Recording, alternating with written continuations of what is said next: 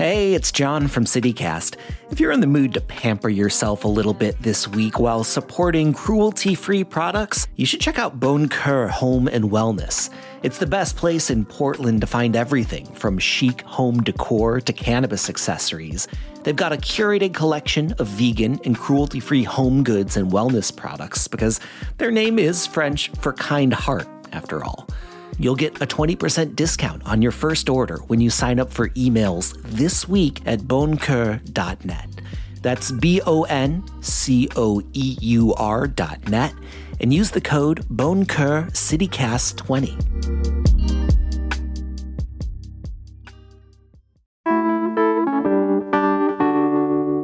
This month, 4 of 5 seats on the Multnomah County Commission will be up for grabs. This could lead to a significant shift in the county's politics and its priorities. And with so many candidates vying for a spot, this might also be one of the wildest county commission races in recent years. So today on CityCast, Portland, Oregonian City Hall reporter Shane Dixon Kavanaugh is sharing his cheat sheet on who's running and where they stand on the issues most important to our city. Also, if you're like, that's cool, but what does the county commission even do? Well, we got you covered. It's Thursday, May 9th. I'm Claudia Meza, and this is what Portland's talking about.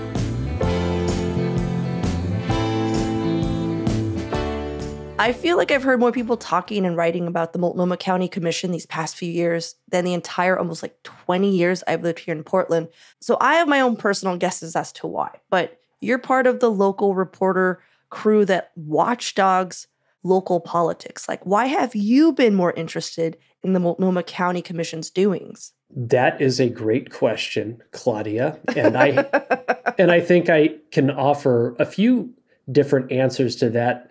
But perhaps the easiest and most succinct one is that county government handles a wide range of policies and issues, yet at this time, they play a pivotal, if not central role around the issues that are currently and have been for the last few years top of mind, the most concerning, the most distressing to Portlanders and Multnomah County residents, and are connected to problems that appear to be the most difficult to solve and intractable. Like a houselessness, right? Homelessness, addiction, behavioral health. My partner works for the Multnomah County health wing, and she made this very clear picture for me. She's like, City Hall, roads, water, whatever. Multnomah County, services. That's what the county is known for. And usually that stuff happens very quietly in the back. Mm-hmm. But because we're at a frenzy in a sense of behavioral health, drug addiction, homelessness, they're now our rock stars. Now we're just what are you guys doing? What are you guys doing? We're obsessed with you now. How are you figuring this out, Right. And I think the sort of opening salvo to what you're describing here, Claudia, was COVID-19 and the pandemic. You're right. That started it all. Well, let's talk a little bit more about the power structure, because I feel like most of us kind of understand how city council works. It's a weak mayor. All of city council has to agree on stuff for things to move forward. But I just learned very recently that that's not how the county commission works. And that's pretty much not how any county commission, the Multnomah County Commission works very differently from, let's say, the Clackamas Commission, let's say Washington. They're its own unique power structure. Could you explain it a little bit more? Certainly. So compared to other county governments, the Multnomah County chair is extraordinarily powerful. And in fact, I don't think it is an understatement, and you will hear a lot of political observers or watchers of governmental bodies in Oregon describe Multnomah County, in particular, the county chair, as being one of the most powerful elected positions in the entire state. And in a way, in terms of sort of control over a particular domain, is even more powerful than, say, a governor because of this dual legislative and executive role that they play. Whereas at the state level, there's those separations of powers. Yeah, that's really interesting. So why should we care about the county commission seats then if, JVP can just be like, no, you know? Well, to take it back to what we were discussing earlier, right now there is a level of interest in scrutiny of how the county is operating because of the central role it's playing in trying to address the major issues impacting Portland and the wider Multnomah County. Mm-hmm. And, even though the county chair does have a certain level of power and authority that is in some ways unparalleled or unrivaled to other local government leaders, it's 5 votes on the county commission. And even if there is a minority or dissenting perspective on that board of commissioners, they have a level of sort of influence and ability to shape sort of the overall debate, how policies ultimately come together, and whether or not things are advanced in a particular way. Right. And 4 of those 5 seats are what's up for grabs. So let's talk about some of the candidates. Mm-hmm. We'll go through districts. And I know we can't hit every single candidate, but what I was hoping to do is I was going to ask you what you found the most interesting about that race in that district. Sure.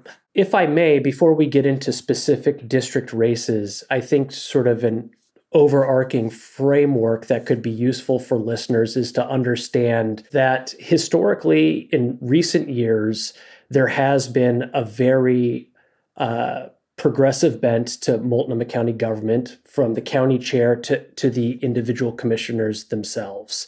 And given the composition and makeup of the competitive candidates who are running in these races, there is a very real possibility that we could see a dramatic ideological and political shift at the commission level, where there is a very real possibility that we could have or see a 3-2 or even 4-1, more what we're describing here is sort of moderate elected county commissioners.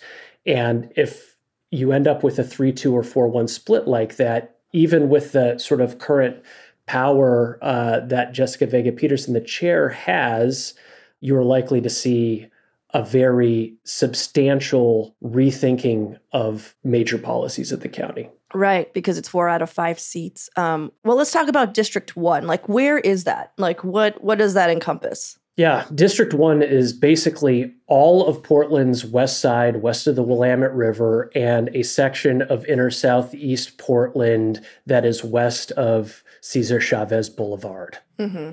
And so we have these 2 candidates going head-to-head, progressive, a moderate. Tell me a little bit more about these 2 candidates. Well, there are a handful of candidates running in that district, but it's likely going to come down to just 2 candidates. One is what you described as the more sort of moderate candidate in the race is Vadim Mazursky, and his main challenger is somebody who's a little more left of center by the name of Megan Moyer.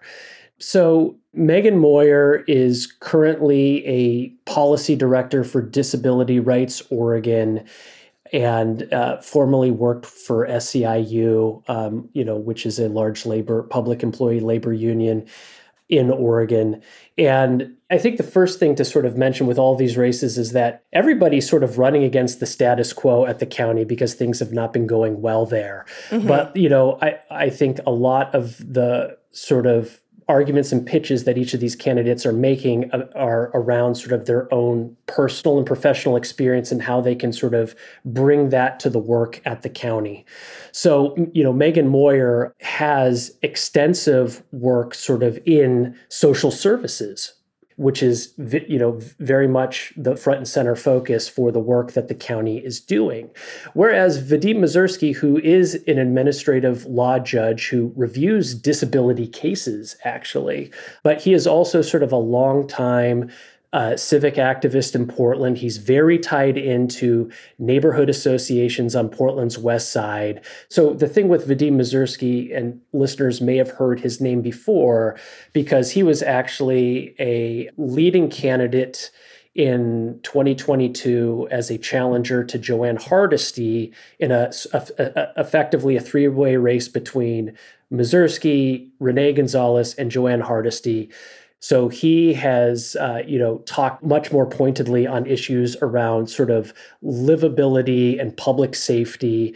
And he is sort of bringing a very strong message that he believes that he can do a better job of trying to keep the county government more accountable in terms of its actual policies, the money that it's spent, and the outcomes that those policies produce. Yeah. All right. Well, let's take a quick break here. And when we come back, let's look at the district with the most front-running candidates.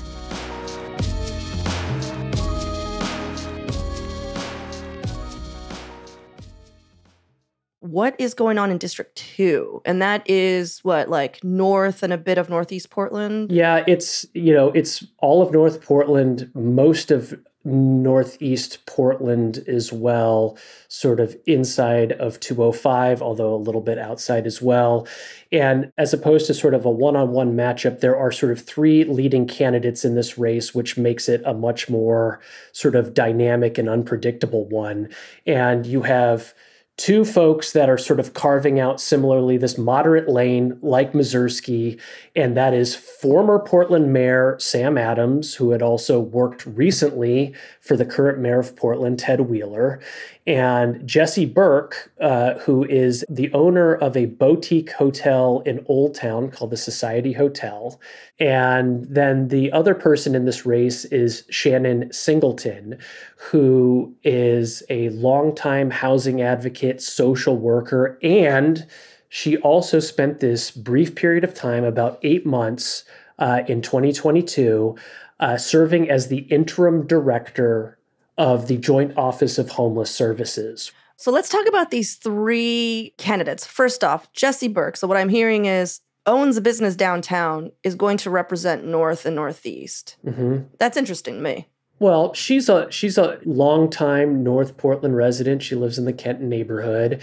She actually owned a pretty well-known coffee shop and bakery in that neighborhood called Posey's. She was the one who opened that business and started it, was very involved at a neighborhood level there. But, a lot of her experience is focused around running a business in Old Town, which is arguably ground zero for the most public-facing aspects of our sort of converging crises of homelessness, addiction, and behavioral health. Mm-hmm. Literally, she talks about from the view outside the window of her business, you are seeing the failures of Multnomah County unfolding on a day-to-day basis. Right. And so once again, she's saying that the status quo is completely unacceptable, and there needs to be sort of a radical course correction. Now, Sam Adams, you mentioned that he was working at City Hall. Could you explain briefly why he's no longer working at City Hall? Yeah.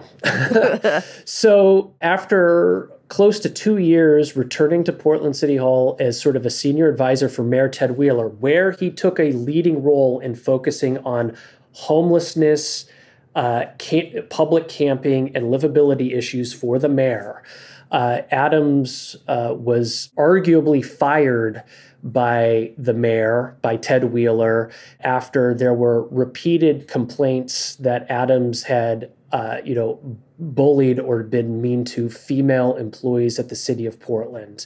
Now, this is still somewhat of a contested issue because the mayor has emphatically said, yes, I asked Sam Adams to resign based on these allegations. Sam Adams to this day says that I stepped down before the mayor could fire me, and I was largely doing it because of health issues that he was having at the time. Okay, but he used to be our mayor, right? But he served one term. He didn't come back. Why is that?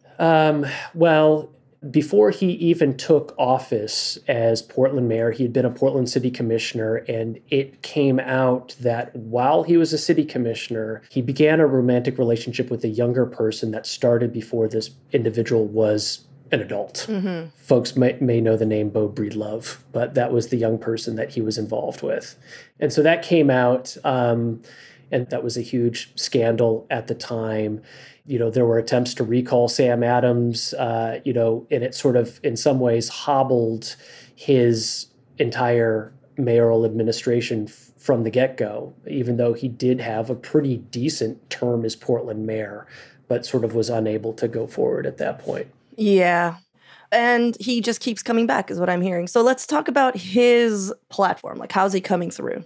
Well, he has decades of government experience that neither the other two people in this race have.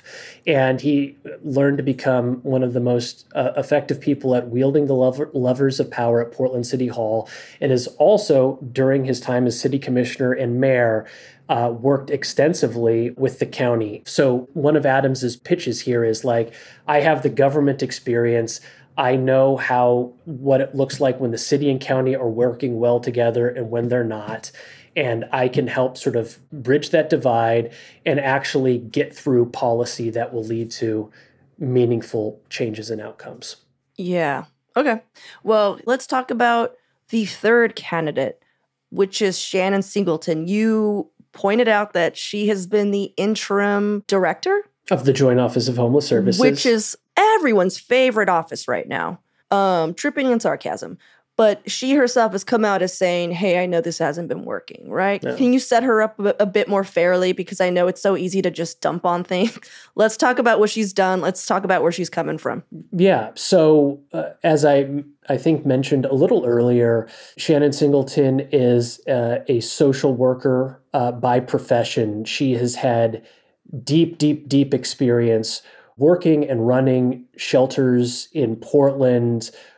She was also a racial equity advisor for Governor Kate Brown and has, done a lot of work around sort of permanent supportive housing. So she has sort of that perspective that she believes will be a strength serving in sort of a county commissioner role.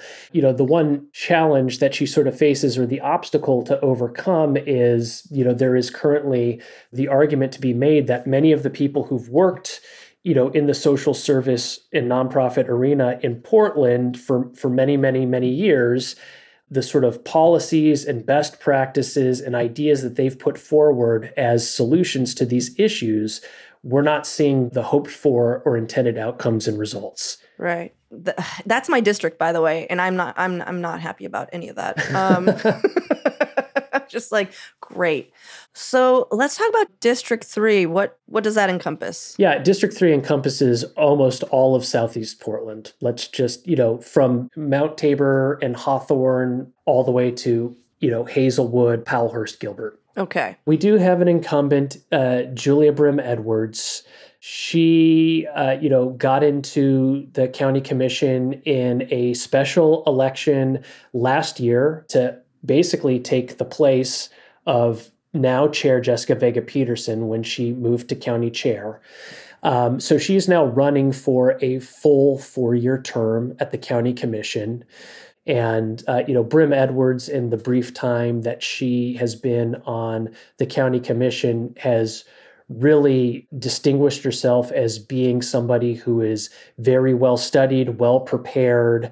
And even though county commissioners are, have relatively limited powers in their roles, as we discussed earlier, she's been able to leverage that to the best of her ability and be fairly effective in terms of steering policy in slightly different directions at the county and actually sort of taking on big projects and assignments. For instance, Chair Vega Peterson has asked Brim Edwards to essentially lead the county as it works toward trying to reopen a new sobering and drop-off center in Portland. So Brim Edwards is leading the charge on that at the county level. So you're saying she's an easy win? I mean, she does have an opponent in the race, TJ Noddings, who is a housing navigator. So he works in sort of that, that supportive housing and housing space. He is a very knowledgeable person in these areas, knows the details inside and out,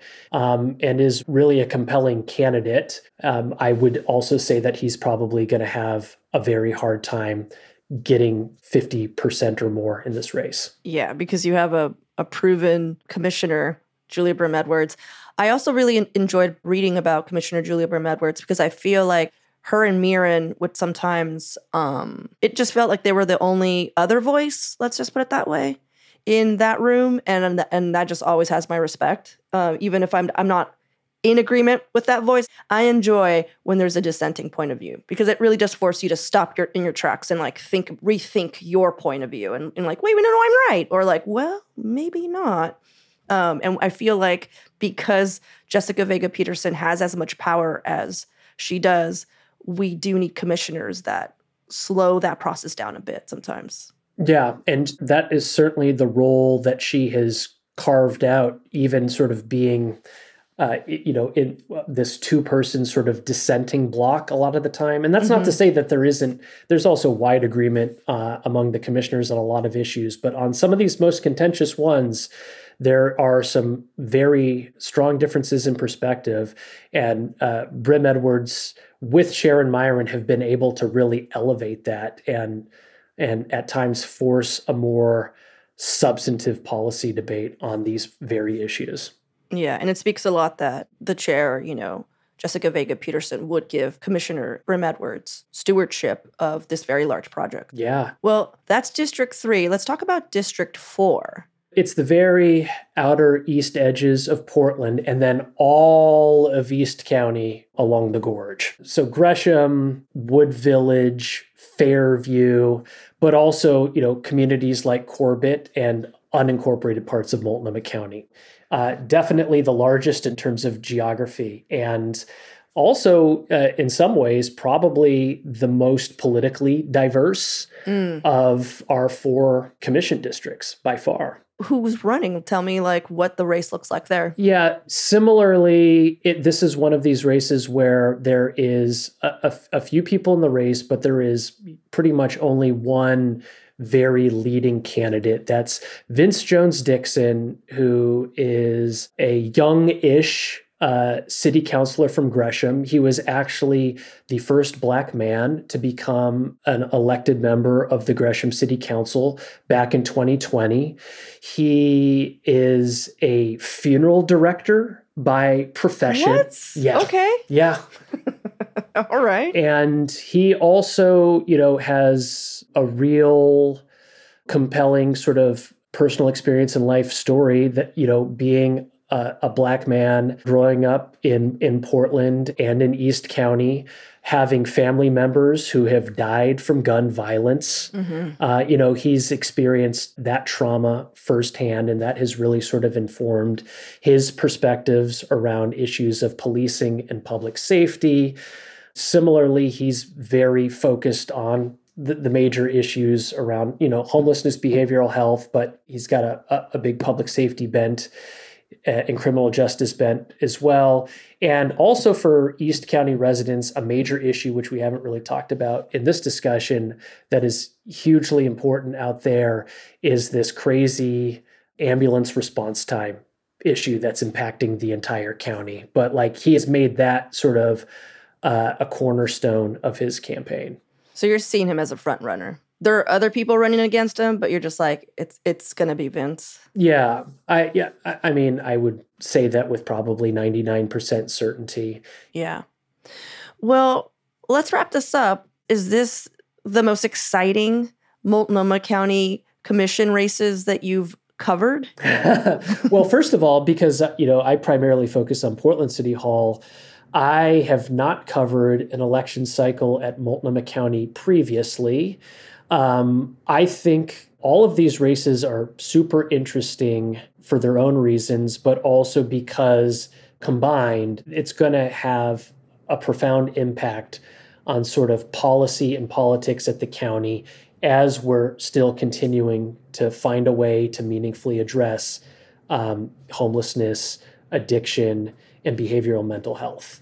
And because historically the county gets a lot less attention, both in terms of its day-to-day operations as a government, but also in terms of its campaigns and elections. I think part of the reason why we're having this conversation today, Claudia, is the recognition that this probably should be on more people's radars. They do matter precisely because they will impact probably the major issues that most of our listeners are caring about at the moment. Yeah. Shane, if you had to run for either the county commission or city council, like you had to, this is not a decision that you can step out of. Would you run for city council or county commission? No, I'd run for dog catcher. That wasn't even in there. Dog catcher. Dog catcher. Okay. Shane Dixon Kavanaugh, Multnomah County dog catcher. Not even a role. He's making one up, bringing his own little outfit. I have a vision. Okay. And a plan to get there. Well, Shane, thank you so much for taking the time out of your busy day to break down all of the district races for the Multnomah County Commission with me. I appreciate all the work that you're doing, keeping us abreast. I hate that word. Let me say that again. I appreciate all the work you're doing, keeping us informed. Yeah. Well, thanks so much for having me on your show once again.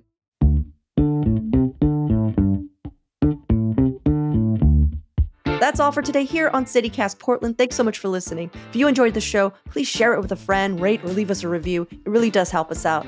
We'll be back tomorrow morning with more from around the city. Until then, see you at Slim's.